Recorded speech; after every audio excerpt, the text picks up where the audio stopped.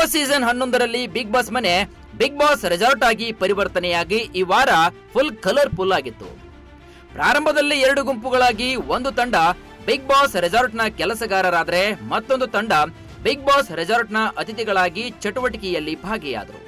ನಂತರ ಅತಿಥಿಗಳ ತಂಡ ಕೆಲಸಗಾರರಾದ್ರೆ ಕೆಲಸಗಾರರ ತಂಡ ಅತಿಥಿಗಳಾದರು. ಇನ್ನು ಇದೆಲ್ಲದರ ನಡುವೆ ಕೆಲವರಂತೂ ಆಟನ ತುಂಬಾ ಪರ್ಸನಲ್ ಆಗಿ ತೆಗೆದುಕೊಂಡು ತಮ್ಮ ಸೇಡನ್ನ ಸಾಧಿಸುತ್ತಿರುವುದು ಕ್ಲಿಯರ್ ಕಟ್ ಆಗಿ ಎದ್ದು ಕಾಣ್ತಾ ಇತ್ತು. ಇನ್ನು ಬಿಗ್ ಬಾಸ್ ನೀಡಿದ ಎಚ್ಚೆತ್ತುಕೊಳ್ಳಿ ಟಾಸ್ಕ್ ವಿಷಯಕ್ಕೆ ಬಂದಾಗ ಸ್ಪರ್ಧಿಗಳ ವಾದ ವಿವಾದ, ರೋಷಾವೇಶ ಮುಗಿಲು ಮುಟ್ಟಿ ಮತ್ತಷ್ಟು ಸಂಬಂಧಗಳು ಹಳಸಿ ಹೋಗಲು ಕಾರಣ ಕೂಡ ಆಯಿತು. ಇನ್ನು ಈ ವಾರದ ಎಲಿಮಿನೇಟ್ ವಿಷಯಕ್ಕೆ ಬಂದಾಗ ತಲೆಗೆ ಬಾಟಲಿ ಒಡೆಯುವ ಮೂಲಕ ಪ್ರಾರಂಭವಾಗಿದ್ದು ಒಟ್ಟು 8 ಜನರ ತಲೆಯ ಮೇಲೆ ಈ ವಾರದ ಎಲಿಮಿನೇಟ್ ಕತ್ತಿ ತೂಗ್ತಾ ಇದೆ. ಇದರ ಮಧ್ಯೆ ಗೊಂಚಲು ಬಾಲ್ ಟಾಸ್ಕ್ ನಲ್ಲಿ ಗೆದ್ದು ಮತ್ತೆ ಭವ್ಯ ಗೌಡ ಅವರು ಕ್ಯಾಪ್ಟನ್ಸಿ ರೇಸ್ ನಲ್ಲಿ ಮತ್ತೆ ಮುಂದುವರೆದಿದ್ದಾರೆ.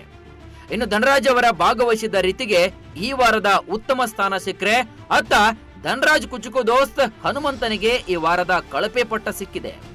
ಇನ್ನು ಈ ವಾರದಲ್ಲಿ ನಡೆದ ಎಲ್ಲ ಕೆಸರೆರ ಚಾಟಗಳ ಪ್ರಮುಖ ಅಂಶಗಳನ್ನ ಗಮನದಲ್ಲಿಟ್ಟುಕೊಂಡು ವಾರದ ಕತೆ ಕಿಚ್ಚನ ಪಂಚಾಯಿತಿಯಲ್ಲಿ ಕಿಚ್ಚ ಯಾರಿಗೆ ಕ್ಲಾಸ್ ತೆಗೆದುಕೊಳ್ತಾರೆ ಹಾಗೂ ಯಾರಿಗೆ ಫುಲ್ ಸ್ಟಾಪ್ ಹಾಕ್ತಾರೆ ಅಂತ ಕಾದಷ್ಟೇ ನೋಡ್ಬೇಕಿದೆ. ಯಾಕಂದ್ರೆ ಕಳೆದ ವಾರ ಸುದೀಪ್ ಕೆಲವರಿಗೆ ಚಳಿ ಬಿಡಿಸಿದ್ರು. ಈ ವಾರ ಕಿಚ್ಚನ ಮಾತಿನ ಚಾಟಿ ಎಟ್ಟು ಯಾರಿಗೆ ಬೀಳಬಹುದು ಅನ್ನೋದು ಕುತೂಹಲ ಕೆರಳಿಸಿದೆ.